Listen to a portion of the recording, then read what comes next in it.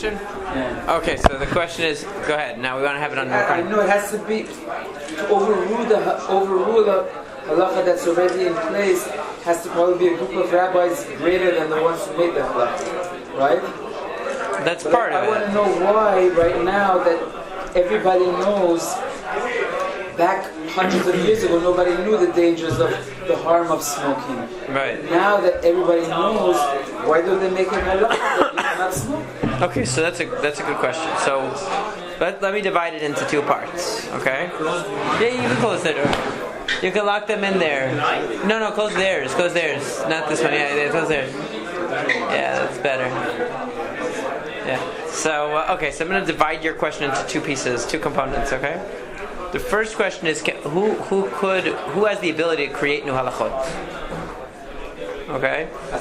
So what you really need in order to create new halachot is, it's not so much greater or lesser, although it could be. Sometimes you need a bet din that's superior to the previous bet din. But the essential thing that you need to create new halachot is a national bet din. It needs to be a national bet din that has that's universally recognized as the bet din of the Jewish people, and we haven't had that for thousands of years. So, because only a body of a legislative body that's accepted and recognized by the entire Jewish people could make halachot for the entire Jewish people, could legislate for the entire Jewish people.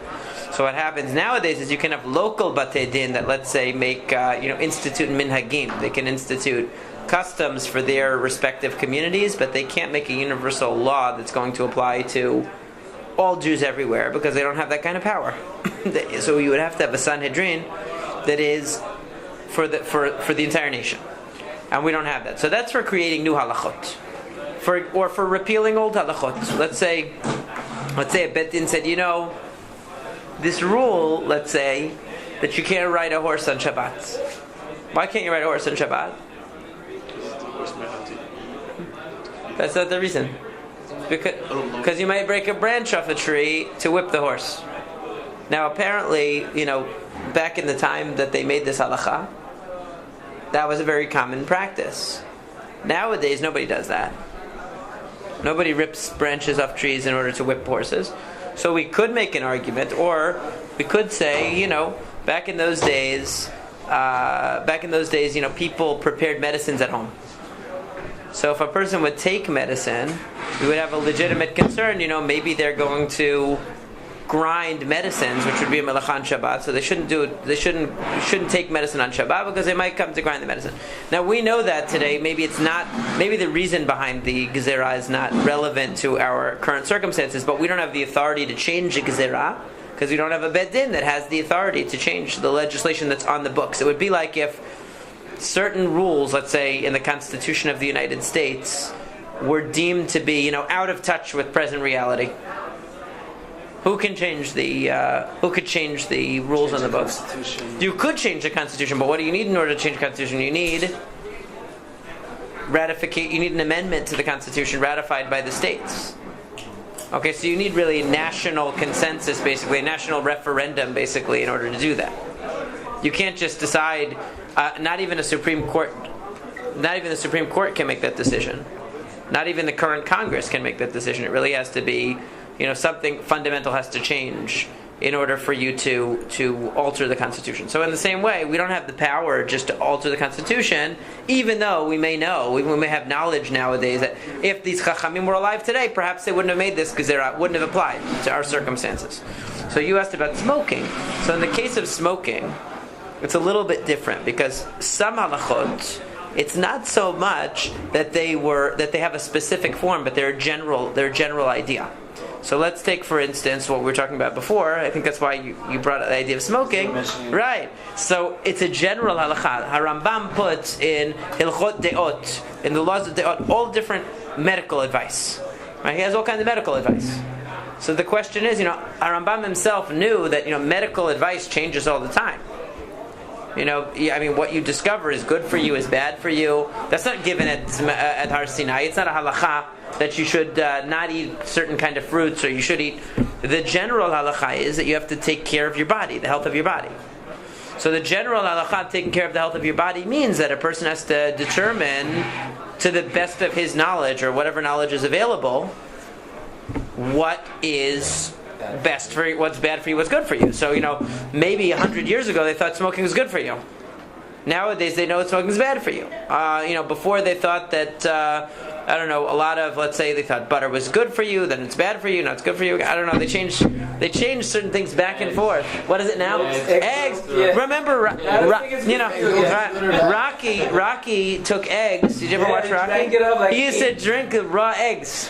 Did you ever see Rocky? Okay, it's way before your time, My favorite movie. So you put in the eggs in the blender, drink the eggs.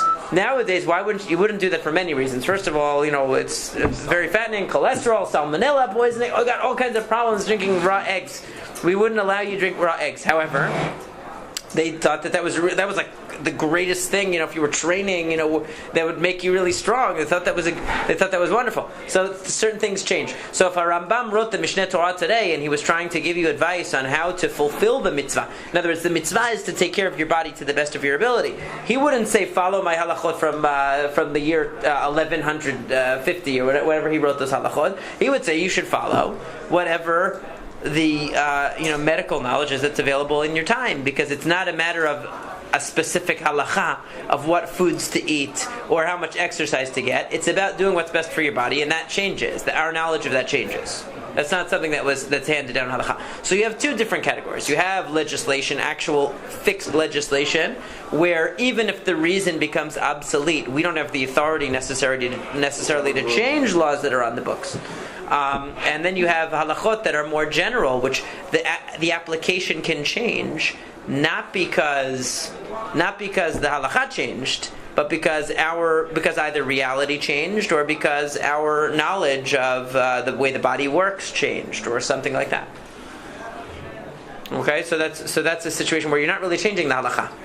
You're keeping the same exact halacha, because the halacha was take care of your body as best you can, right? So I'm waiting for when they find out that ice cream is good for you, because then that halakha is going to be very easy to observe. 85% of your DNA fat in one Yeah. Any other questions? What you guys must have a lot of questions. I was wondering, why is it that fish is not considered meat when it's still an animal? Why is fish not considered meat? Why is fish not considered meat when it's still an animal? Are you asking in terms of which halachic subject? In terms of like eating meat and milk? Yeah. Okay, so basically the answer is like this. Really, when it comes to meat and milk, we're not concerned about what's considered flesh. Okay? In other words, obviously a fish is considered to be a living creature, and when you eat a fish, you're eating the flesh of a living animal, right? Or an animal that was once alive. It's no longer alive when you're consuming it. But that's not what basar b'chalav is concerned with, because basar b'chalav, actually, meat and milk, the definition of meat from the Torah is only animals that actually would normally give milk, right? Only species that actually normally give milk. So cows, sheep, goats, etc. Right? Only behemoth. So birds don't count as meat. So really, right? So even birds don't really count. So really, basar b'chalav is not defining for you what is considered meat. When we're dealing with the laws of meat and milk, we're just dealing with which kinds of meat are subject to the rule of eating meat and milk. Okay? So even chicken wouldn't be included, but the Chachamim realize that people consider more or less anything that requires shechita. They put in the same category as meat. So since people associate the definition of meat with whatever requires shechita, so rabbinically they expanded the category of meat for basar b'chalav to include chicken as well. But they didn't go as far as including fish, because fish doesn't require shechita, so there's a clear distinction between fish and other kinds of animal flesh. You hit the fish and kill him. You don't have to. You just have to pull it out of the water. It dies by itself. You don't do anything. Like people used to shoot a fish in a barrel. There's a saying, shooting a fish in a barrel, right? Why don't we have to shech the fish? The basis of shechita is the is the korbanot. So only types of creatures that were used in korbanot, which is, animals and fowl, are going to be included in the mitzvah of shechita. Fish doesn't biologically have the same anatomy that would lend itself to shechita. But secondly, just isn't included in the mitzvah of shechita because shechita is essentially based only on types of creatures, types of animals that are explicitly linked to shechita in one way or another. So, for example, behemot are included in shechita because they are the types of species from which you would bring a korban, and chayot, which are the wild animals, that are not used as korbanot, are connected in a pasuk also to behemot. So since they're linked to behemot, they're also included in the category of shechita. And ofot, actually, fowl, is a machloket in the Talmud. It's a machloket in the Talmud whether you need to do shechita on, let's say, a chicken or not. Whether it's only rabbinic or whether it's min haTorah. We rule that it's min haTorah, but it's actually a machloket in Masechet Chulin. And the reason why it's a machloket is because, see what gentlemen they are? They all get up to go to the other side of the room. The reason why it's a machloket is because when it comes to killing fowl in the Torah, the only case of killing fowl in the Torah is malika. Malika is what the Kohen does to a bird korban. Which, do you know what malika is? When they use the thumb to slice it from the back. They would do it from the back. So that's malika. So since that's the only type of they would, I suppose so. Yeah, I mean they wouldn't be able to do it without. So malika is the only. So therefore, since malika is the only type of is the only type of killing of a bird that's mentioned in the Torah. So it's actually a machloket in the Gemara whether shechita applies or not. In the end, they say yes, because since chaya and of, wild animals and birds, are linked by the mitzvah of kisui hadam, that you have to cover their blood if you kill them. So the connection is made. Okay, these two both require shechita because they're connected together in the mitzvah of kisui hadam, of covering the blood, and the wild animal is connected to the behemot because they're connected in another verse. So it's all a matter of linkage, but the fundamental source of shechita is actually the korbanot. That's where we derive it from. So only things that are ultimately linked back to that are included in the category. That's the reason. Wouldn't, unless I'm misunderstanding the definition of wild animals, wild animals like a deer, things that we don't raise on a farm usually. Huh? I thought it was like lions and stuff. No, those are not even kosher. No, there's domesticated animals and undomesticated. So domesticated animals are sheep, goats, whatever's raised on a farm, and something a chaya is like the classic case of a chaya is a deer. That's the one we think of. A giraffe would be a chaya, which is kosher.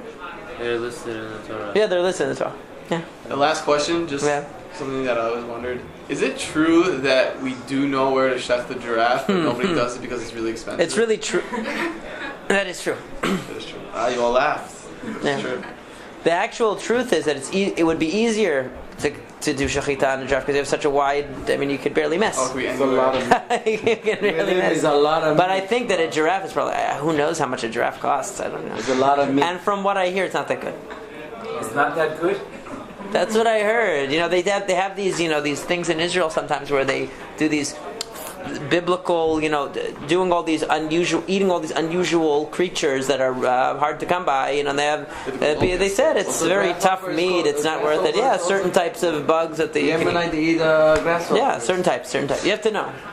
You have to have tradition. Grasshoppers it's not just any grasshopper you find in that you find in your backyard. Only Yemenite they know. You have to know. Oh, Yemenite they know. They knew which ones. They do, and some Moroccan communities do. So according to Rambam, they say we're allowed to eat grasshopper. Right? According to Rambam, we might eat a grasshopper. Certain types. So Rambam also grasshopper. It's not any kind. It's a specific species. Rambam ate the grasshopper. I guess he probably would have if they had them. If you'll pay enough, let me ask you a question. Do you believe what the Gemara would say that if you eat lox and cheese together? Lox and cheese? Cheese, yeah. They talk about eating meat with fish, and meat with fish is a sakana. Why it's a sakana is debated why it's takana, exactly what the reason is that the Gemara thought. And then the Shulchan Aruch, he has a quota, right? The Shulchan Aruch, the Shulchan Aruch has mentions, the Beit Yosef brings, fish with dairy, but there's a whole question about whether it's a typo or not, whether it was supposed to be there or the typo. So meat and fish, it's okay to eat. meat and fish, is brought as a sakana. That's some kind of a danger. It's a danger, right? That's why they do that. Drink something first, but then why do they? They said because it's a danger. In parties. I don't know. I'm not in the catering business. I don't know. That I don't know. They normally in a kosher caterer they'll require separate plates and forks. Yeah. Normally they would, but if you go to like a restaurant, like they'll serve, let's say, on a table, let's say, kebab and fish and all that, and people put it on their plate and they mix it together. I mean, they don't stop you. They don't stop you. They're not going to police you because sakana. It's not a matter of kashrut. It doesn't make it not kosher. What the Talmud says is a sakana. What's the reason? Some people say that they thought that you would get some kind of disease from eating it together. Some people say it's because the meat and the fish, because there's small bones in the fish. So if you eat meat together with fish, there's a chance that when you're eating the fish by itself, you're aware of the fact that it has little bones and you won't choke. If you eat the meat and the fish together, mixed together, then you might not realize you're eating the fish. You're not paying attention, and you might end up choking. So there's a lot of different reasons that are proposed. It's not a kashrut halacha. It has nothing to do with kashrut. So what are the lox and cheese? That it has to do with a source that brings this idea of dairy and fish, which itself might be a typo. It might not even be. Would you eat it or not? Would I eat it? It's very fattening. I wouldn't eat it. Yeah. I know this. I think the Syrians are very machmir, right? Yeah. Syrians, though. That's the He said not to. He gave some ways to get around it. He had like certain cases where you're allowed to. We tried to find ways to do it. He disagreed. He doesn't. Yeah, I think it's a typo, basically, right? Yeah, I think it's basically a typo. Listen. We'll eat lots and cheese. Yeah, we saw them every day. We eat lox and cheese. Maybe it was fake. It was fake lax. I'm just kidding. No, I think some Sfaradim they're machmir on that, but I think that a lot of the poskim say that it's a typo. So why would we be machmir for a typo? I've eaten it before. I'm just not a big lax and cream cheese person. I have one more question. There's a chiyuv that every house you have to put what's it called under to remember the structure of the Mikdash to leave a space. If you build a house, in other words, if you buy a house that's already built, you don't have to do anything to it to remember the Beit HaMikdash. But if you build a house, you're supposed to leave one place unplastered to remember the Beit HaMikdash. That's an obligation, but it's only if you build a house from scratch. If you buy a house, you don't have to do it. What's the best way to do it? Just leave it one place, one area that you leave it unplastered. Like the sheetrock. One area could be in your basement or something. One area. It's not enough just to leave it unpainted. Does it say in front of the door? It doesn't say it has to be in front of the door. It says something should be in sight when you walk in. Where does it say that? I think it says can I get a petach? Really? I don't think the Rambam says that. I don't think the Rambam says that, but you could be right, but I don't remember that. It's definitely not in the Gemara. And is this true? It could be that some people bring that as some other poskim bring that, but it's not in the Rambam. It's not in the Gemara. I'm not sure about where the poskim. That halacha is in Masechet Ta'anit somewhere. I have it here. In the Rambam. Yeah, it's in Hilchot Ta'aniyot at the end. Yeah. So is it true? Thank you. Yeah. Is it true that you have to leave one plate or on the table? Yes, that is true. If you have a big party, there are a lot of halachot of Chorban that to remember Chorban Abayit that you're supposed to do. Leave a plate. Okay. Yeah. They'll leave one plate that's not being used at the table. Some people do that. They'll put a little thing on it that says, Zecher HaChorban. Many people neglect these halachot today, but you're supposed to follow them. That's being hag or is halacha? That's a halacha. So it's kinu. Anytime a person has a party, let's say they have like a wedding, bar mitzvah party, so there is one of the halachot that's brought. Does he say it? Yeah. He says, "Can I get a petach?" I don't remember that. Huh. I didn't remember that. Okay, there you go. Near the entrance. Where is it in the You can't even Gemara? cover it up. What? You can't put the hole and put like a paint in it. But you can like put a picture framing around it or something. Keneged a petach means when you walk in But then you can't or see outside. it when you walk in. Okay. When you walk in, When you walk in. How big does it have to be? I know there are people there. One amma? one by one amah, right? One by one amah. But it's only if you buy. It's only if you build I the know house, there's right? people that they make it like they kind of design it to look like flames in a way. It's like Really? it's like an interesting thing. It's like they, See, yeah. Well, Is this if you're building it or I mean you if you're building a new house. if you build a new house, If you're building a new house. I heard also if the original owner was Jewish.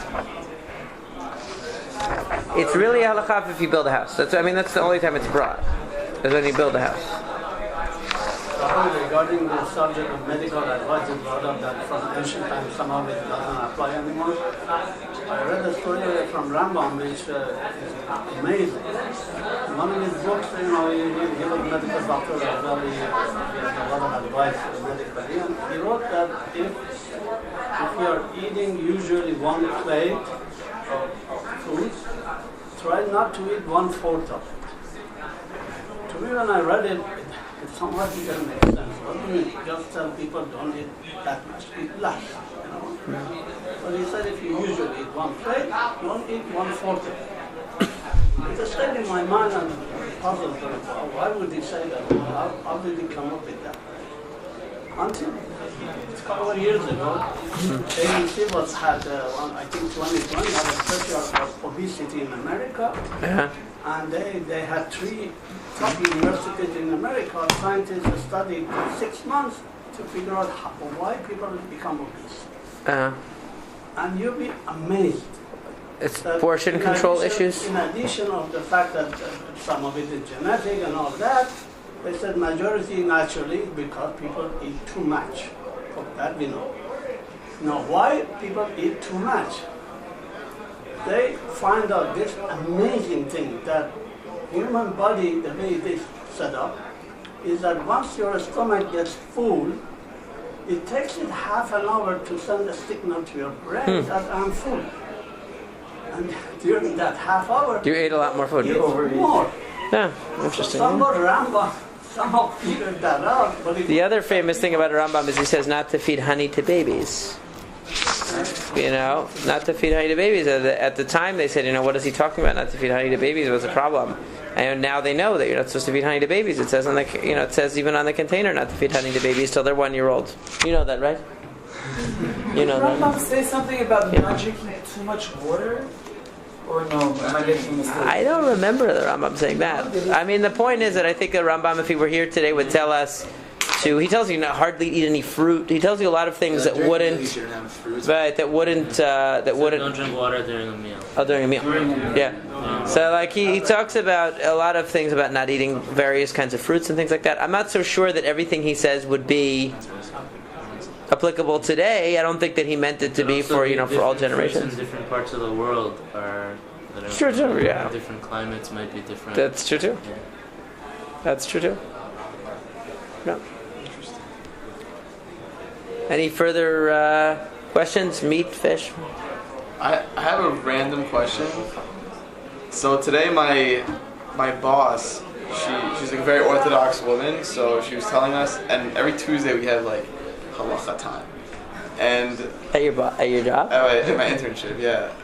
What are you They interning nominated like the Asian girl to be the cedar carrier, and she like comes in. It's like a whole process. It's cool. Anyways, besides the point.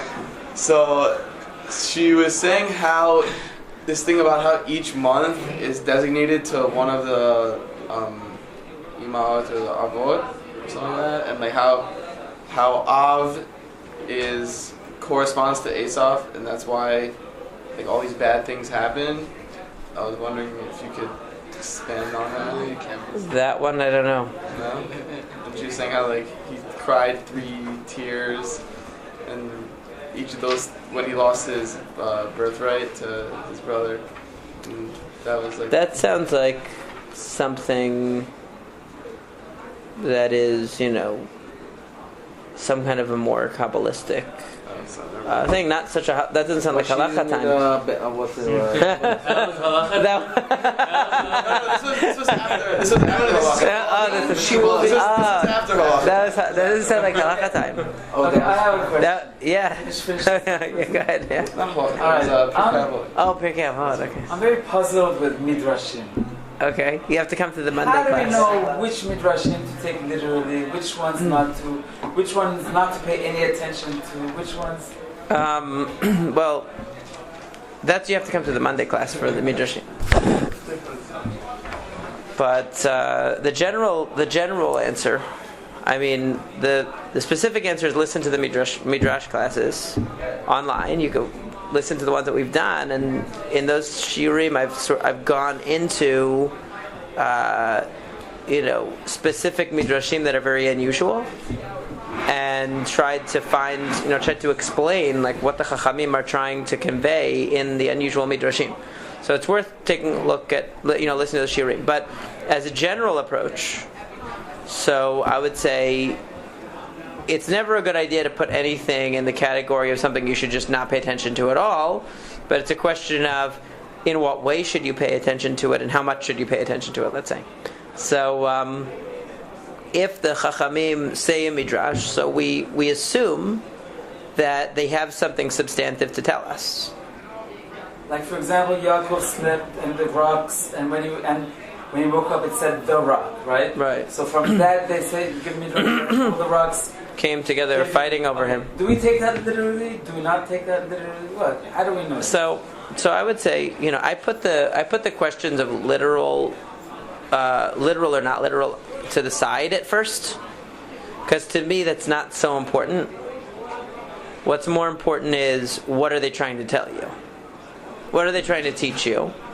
And whether it's literal or not literal is not necessarily, the be all and end all. I mean, did he, a lot of things that we read in Tanakh are dreams of Nevi'im. They didn't actually happen. Let's say they're dreams, they're visions, they're whatever. That doesn't necessarily mean they don't have a true message to send. So if the Midrash is playing off of a certain, unusual nuance in the text, like the fact that it goes from plural to singular in the rocks, that's just what the Midrash is anchoring itself on. But the question is, what is it trying to say? What is it trying to get at? And what it's trying to get at in that case is the idea that the tzaddik, that the world conspires to support and to facilitate what a tzaddik does in the world. Okay, so in other words, when a person is following the right path and is following the path of Torah, that circumstances unfold and orchestrate themselves around helping him or her achieve their goals, achieve their purpose, and that it's as if the natural world is begging, is yearning to be able to enable the tzaddik to fulfill his mission, because his mission, the world is propelling him forward, is becoming a tool for him to be able to fulfill his mission. So in this case, he's going to sleep, and all of the rocks, they want to come together to be his pillow, so he can have this dream that he's going to, all these truths are going to be revealed to him. That's what the Midrash is trying to illustrate. It's, like a Rambam says in the Hakdama to the Pirush Mishnah, that it could be that an entire society would rise up, exist for hundreds of years, and fall and be destroyed. Why? Just so that there's a rock and some shade for a tzaddik who's going to walk by and sit down. In other words, the idea is that the material things have a limited utility, but spiritual things are of ultimate value. So the material things are always instrumental to the spiritual things, to the things of ultimate value. And what the tzaddik is doing is of ultimate value. So that's really what the Chachamim are trying to say. What they're trying to say is to point out that idea in the Midrash. Did that really happen or not really happen? I'm not so sure that it matters as much as what they're trying to tell you.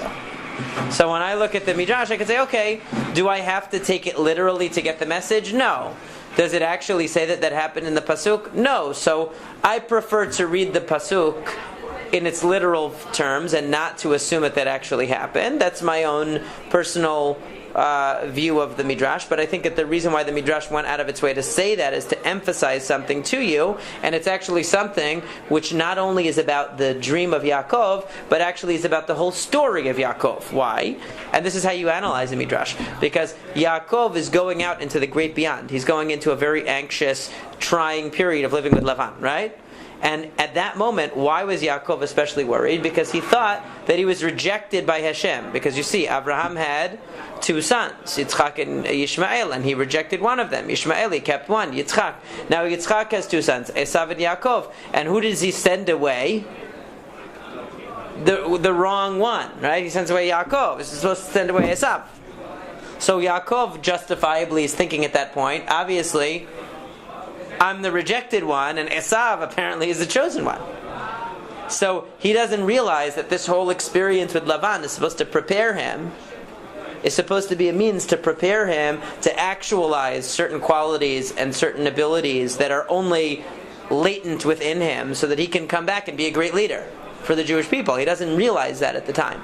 So the idea that all of these events and all this situation is really conspiring to help him, to support him, to enable him to achieve his purpose, is what the Midrash is highlighting about the whole story. That even though it looks like he's going down, he's out of the picture now. This is really actually a story about how Hashem is lifting him up. And the rocks coming together under his head symbolize that idea that all of these things, everything in his environment, is actually coming to support him. It's actually coming to help him be propped up. But that's how I would read the Midrash. And so literal, not literal, it doesn't really matter, because the point that they're saying is grab the idea. Grab the idea. Trying to teach. Grab the idea about that situation. Exactly. And what we've done in all the Midrash, we didn't do that Midrash, but what we've done in all the Midrash classes is we've taken these Midrashim and unpacked, what is the message that's being sent, not just about this specific pasuk, but about the whole story. And you find that most of these Midrashim really open up the story for you at a deeper level. That's what's amazing about them. They're so powerful. Now when you think about however many rocks coming together under his head, you say, you know what? That's really what the whole story is about. It's really about how all these things are coming together to prop him up. Yes? I had a question regarding the Gemara. I was reading once that on the first day of Adam HaRishon's life, I was giving an hour by hour breakdown of his day. And then I don't know, let's say the 5th hour, Chava was born, the 6th hour, whatever. It says 2 people went into the bed, 4 came out. I guess Cain and his sister were born. Right. But then when you look in the Chumash, it looks like Cain was born after they were kicked out of Gan Eden. Right. So, and I heard that happened, they got kicked out after Shabbat or something.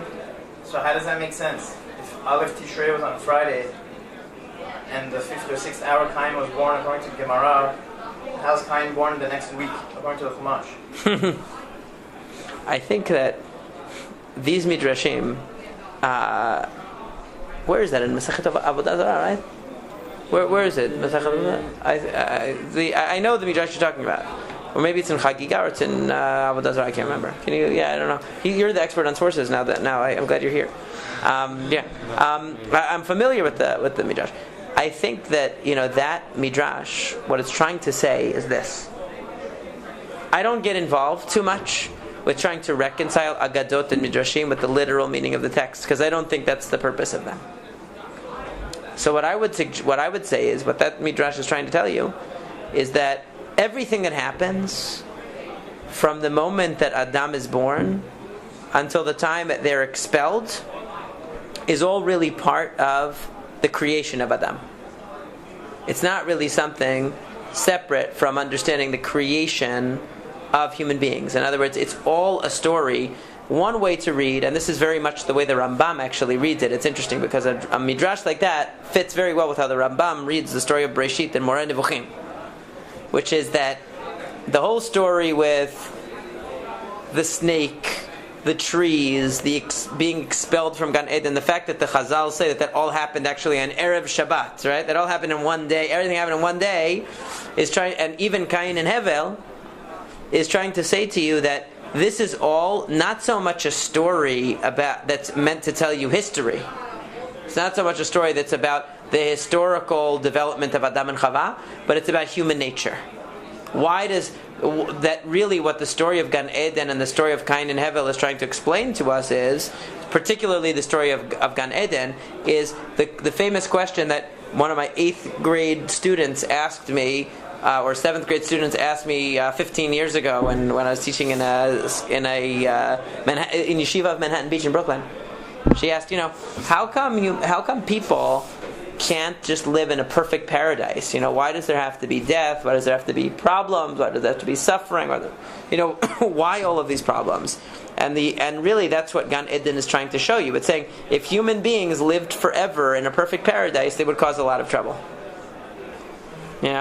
And that it's human nature that we would be extremely destructive, and therefore we have to have limited lifespans, we have to struggle, we have to have difficulty at various stages of our life, because that's what keeps us on the program, and doesn't allow us to get deluded, have delusions of grandeur, and completely disconnect from Hashem and disconnect from the purpose of our lives. The fact that that you have to struggle, that every day you have to struggle for parnasah, that you have to that health is precarious, that life is short, that childbirth is not easy. All these things reminds us that we're creatures of Hashem and that we're not the creator.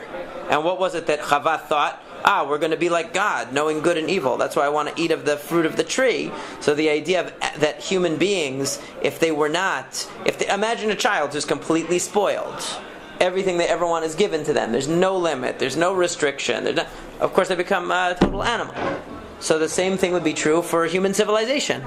We would become wild. We would destroy the world.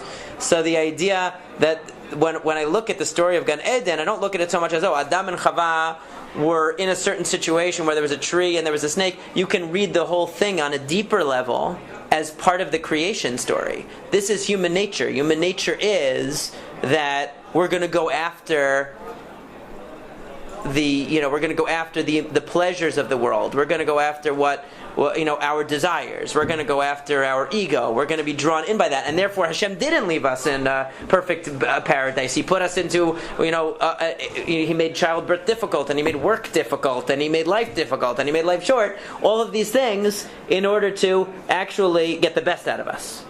And I think that's why the Midrash has everything happening on Erev Shabbat. Because all of these things are really setting the stage for human life as we know it. If you read everything up to Cain and Hevel, it sounds like you're reading something out of some, otherworldly. It doesn't really sound like the world that we know it, or life as we know it. So I think that the Midrashim are trying to make the same point. It doesn't sound like life as we know it, because it's actually all just setting the stage for life as we know it. Now, Cain and Hevel, it's more debatable. Some people say that that's to be taken literally. Like most of the Mefarshim do. The Rambam goes very far in metaphor, in allegorizing Bereshit. And I don't know exactly where the other Mefarshim wouldn't agree to go as far as he goes. But the idea is still true, that everything up to that point is really setting the stage for life as we know it. After that. What? Where is it? Sanhedrin. Okay. When is it? Where is it? That's the only place it appears? It could be somewhere else. That's what came up. Okay. All right. I have to look. Okay. I had a question. I got stuck with this question. I couldn't find that source. And then I look it up in Mishnah Berurah, or I look in Mishnah Berurah. It said if one you say become mazon, when you see your family, uncover hair. Are we allowed to do become mazon or not? Nowadays, uncovered hair, because we're so used to seeing it all the time, we're not too concerned. Is it like people in Mahmir there? Others? It's not something that distracts people nowadays, because they're used to seeing it all the time. I mean, maybe if you live in Bnei Brak, where you don't see, you wouldn't see it normally. Or if you live in Afghanistan, or Qatar or something. Does this apply only to Jews or Goy? It would apply only. It really applies only to Jews. Yeah. Yeah. Erva really applies only to Jews. Oh, yeah. I have two questions. First, they're completely unrelated to each other. First question is, Midrash is not Oral Torah, right? What do you mean? It's not Torah Shabbat. But like, where does Midrash come from? Where do all these stories come from? It depends what you mean by Torah Shabbat Peh. I guess if you're thinking of Torah Shabbat Peh as the halachic tradition, right? So then it's not part of Torah Sheba'al Peh. But if you think of Torah Sheba'al Peh as the tradition in general of how to understand Torah Shebichtav, both in its philosophical and narrative parts as well as in the halachic parts, then yes, of course it's part of Torah Sheba'al Peh.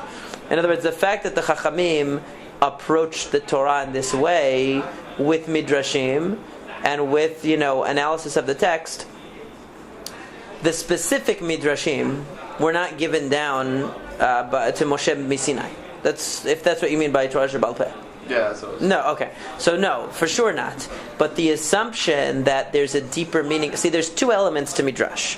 One is, the assumption in Midrash is that there's a deeper meaning to the text that can be identified by a nuanced reading, by uncovering secrets of the text. Okay? Deeper messages in the text.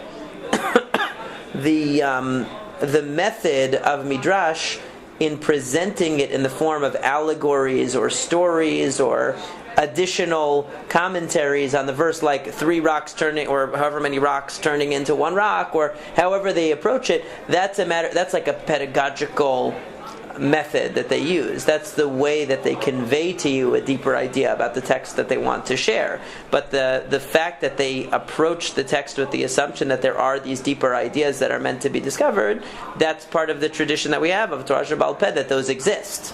How to present them, that's what Shlomo HaMelech says in the beginning of Mishlei, Divrei Chachamim v'chidotam.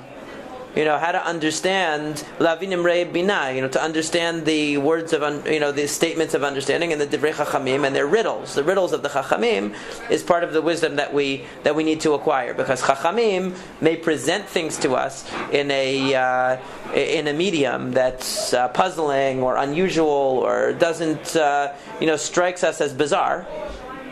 And so we know the Rambam famously, he divides people with Midrashim into 3 categories. The people who take everything literally and believe shtuyot.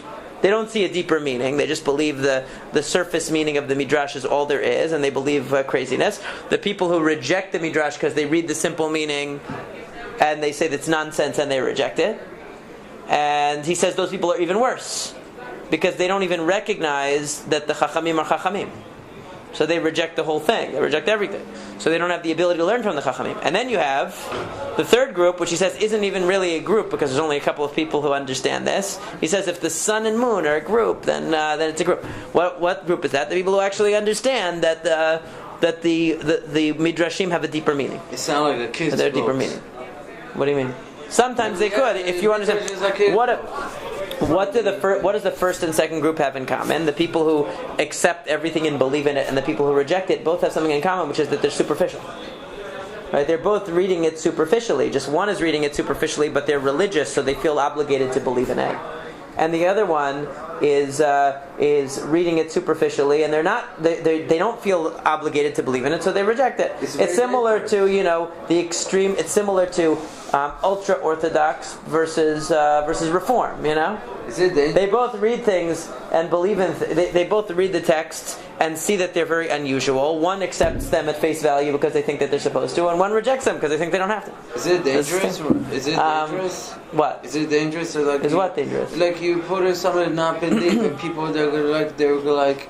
Is Midrash dangerous? It's some stuff they people they're gonna make it put this stuff I think true. They're gonna people that go they're gonna misunderstand it. Yeah, I think it is dangerous. I think Midrashim and Agadot, the reason why they weren't written down for a long time, they're amongst the latest Torah Sheba'al Peh to be written down, because the Chachamim knew that if people read them on a superficial level, they would believe nonsense. They would take things the wrong way, and they would believe things that were not correct.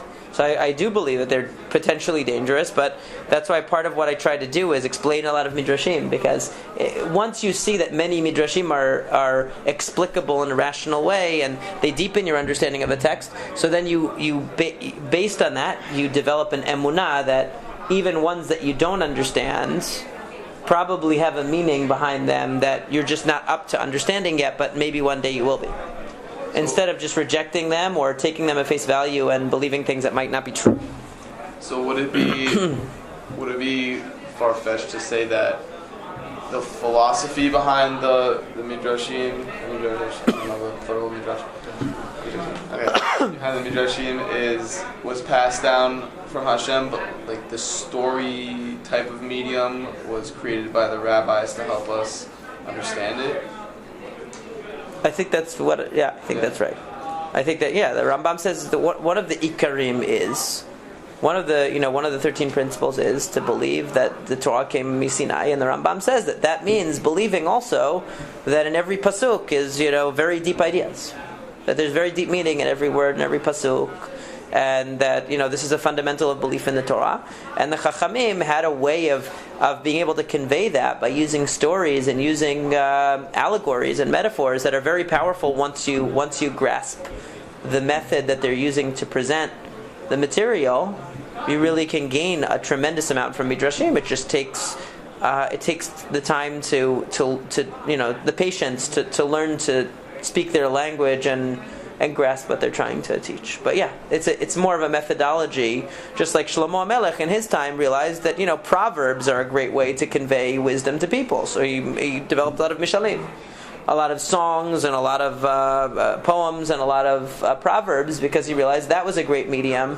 And if you look at that was what he felt was the best educational program for his generation. So every generation, the Midrashim are that generation. Nowadays, I don't know, we have maybe other ways of conveying information, but we can still use what the Midrashim gave us. Is there a minhag that on the night of Tisha B'Av, they said you have to put a rock underneath the bed? There are people who do that. Yeah. It said about Yaakov Avinu put a rock underneath his head, or because he was on the place of the Beit HaMikdash. They put that up for tsa'ar, to be. You're supposed to be uncomfortable, a little less comfortable when you sleep on Tisha B'Av. That's true. It doesn't have to be with a rock. If you use 2 pillows, use one. If you use 1 pillow, sleep without a pillow. You said something about the rock, Yaakov Avinu put a rock. Yeah. I think because that was the Makom HaMikdash. That was when in his dream he saw himself as being in the place of the Beit HaMikdash. But that might be one of the reasons they give. But the main reason is because you want to be a little bit less comfortable. Yeah, that's the main reason. Okay. Yeah. And my second question. Second, I think there might be. 20 seconds. No, go ahead. It's okay. It's a quick. What is this, Pesach? Yeah. This is a quick question. After there was Adam and Eve, and then there was Cain and Hevel. So who else was there in the world that allowed Cain and Hevel to continue? So that's a very good question. These are good questions. So I'll tell you what the Midrash says. Answer to that. Obviously, anybody who reads the Torah is bothered by the same problem if they're reading it as a thinking person. I'll give you an even better one. When Cain kills Hevel, what does he say? I'm afraid to go out into the world because somebody's going to kill me. Who's going to kill you? There's nobody else in the world. Who's he afraid he's going to kill him? He says the bilti hakot oto kol motzo, that Hashem gave him a sign so that.